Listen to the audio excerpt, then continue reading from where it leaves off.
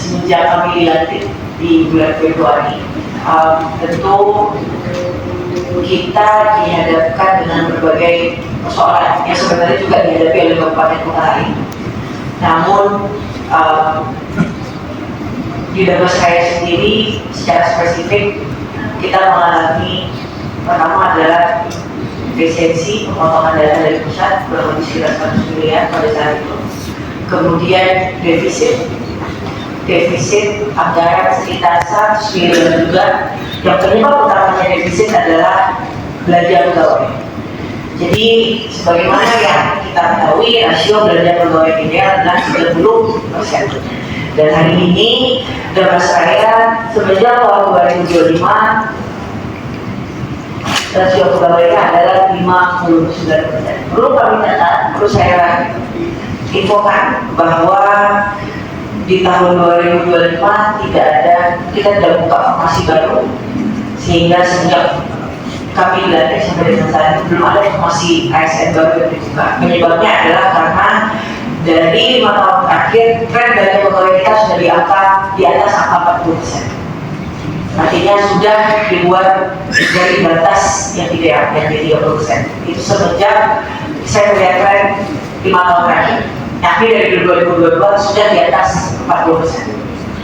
Sehingga naik terus di 2025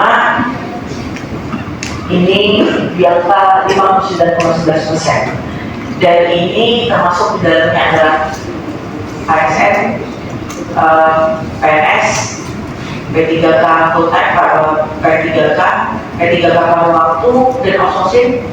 Bukan belanja pegawai, dibebankan belanja jasa. Padahal tapi sebenarnya kita harus memperhitungkan ini adalah beban. Karena artinya apa?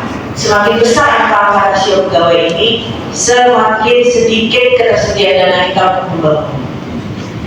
Nah, ini yang perlu menjadi perhatian tentu bersama-sama dengan DPRD. Kita juga sudah sering membahas, karena penyebab utama dari defisit APBD kita adalah beban pegawai ini yang terlalu besar. Meskipun kita sudah tidak merekrut semenjak tahun 2025, tapi tentu dengan kenaikan angka yang tadi kelebihannya margin dari sekitar 29% dari batas normal, 30 batas normal, hari ini 29% lebih.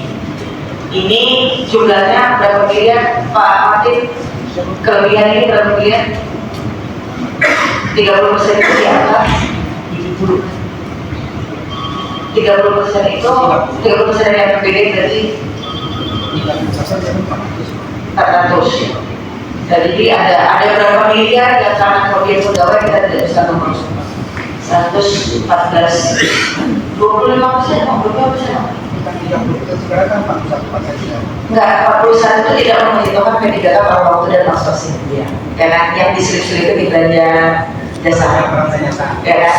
Kalau dimasukkan itu, sebenarnya total pegawai kita 58%. Jadi ini harus jujur kita komunikasikan. Jadi artinya dari 59%, selisih 30% dan 29% selisihnya. 29% itu berapa miliar dari total APBD? 251 miliar yang tidak bisa kita pakai untuk membangun karena kelebihan belanja pegawai. Itu angka yang besar. Jadi ini adalah realita yang harus kita sampaikan, karena berarti ada solusi yang harus kita cari. Apa solusinya? Nah, ini mungkin ada banyak polemik di luar sana mengenai undang-undang AKPD. Undang-undang AKPD ini cuma nanti akan kita sampaikan di sana. Kami sebagai pemerintah berusaha mencarikan solusi lain dari itu. Baik. Namun